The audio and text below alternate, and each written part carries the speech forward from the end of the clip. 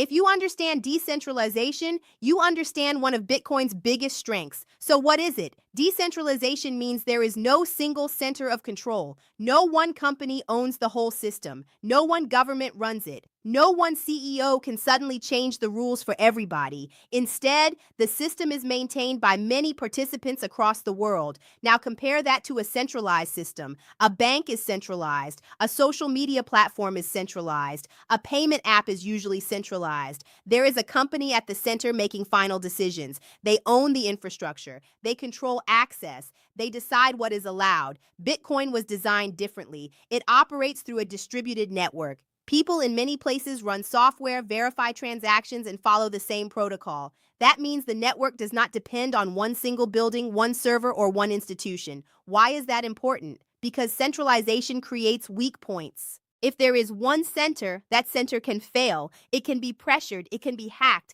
It can abuse power. Decentralization spreads that risk. It makes the system more resistant, more durable, and harder to shut down. This is also why decentralization is not just a technical feature, it is a philosophical one. It changes the question from who do we trust to can we build a system where trust is distributed? Bitcoin's answer is yes, at least more than traditional systems allow. That does not mean decentralization solves every problem. It comes with trade-offs. It can feel less convenient. It can be harder to govern. It can be less polished than centralized platforms. But many people believe that trade-off is worth it. Because when money becomes too dependent on central control, people lose choice. And Bitcoin was created to offer another path. So in one sentence, decentralization means power is spread across many participants instead of being held by one central authority. And that is one of the core reasons Bitcoin is different.